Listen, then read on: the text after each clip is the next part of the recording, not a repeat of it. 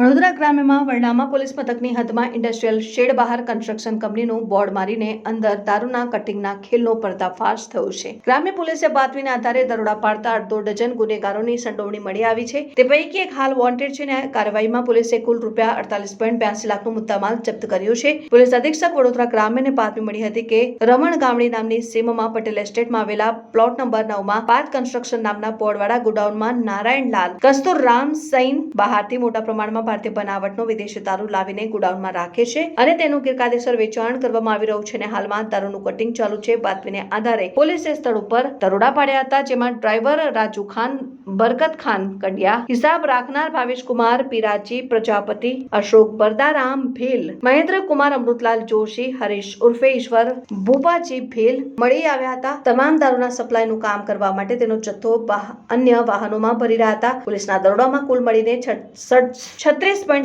લાખનો ભારતીય બનાવટનો વિદેશી દારૂનો જથ્થો પકડાયો. સાથે જ સ્થળ ઉપરથી રોકડા, ગેસની સગડી, ગેસનો બોટલ, ખરાબ મમરા ભરેલા પ્લાસ્ટિકના કોથળા, તાડપત્રી, વાહનો સહિત કુલ ₹48.82 લાખનો મુદ્દામાલ મળી આવ્યો હતો. ઉપરાંત નારાયણલાલ કસ્તુરરામ સૈન હાજર મળી આવ્યા હતા અને પોલીસે તમામ વિરુદ્ધ વરણામા પોલીસ મથકમાં ગુનો નોંધાયો છે અને આ મામલે વધુ કાર્યવાહી હાથ ધરાઈ રહી છે. ઉપરોક્ત પૈકી ભાવેશ કુમાર પીરાજી પ્રજાપતિ વિરુદ્ધ દાંતીવાડા પોલીસ મથક અને કણભા અમદાવાદ ગ્રામ્ય પોલીસ મથકમાં પ્રોહિબિશન એક્ટ હેઠળ ગુનો નોંધાઈ ચૂક્યો છે, જ્યારે રાજુભાઈ બરકત ખાન કંડિયા વિરુદ્ધ છાપી બનાસકાંઠામાં પ્રોહિબિશન એક્ટ મુજબનો ગુનો નોંધાઈ ચૂક્યો છે.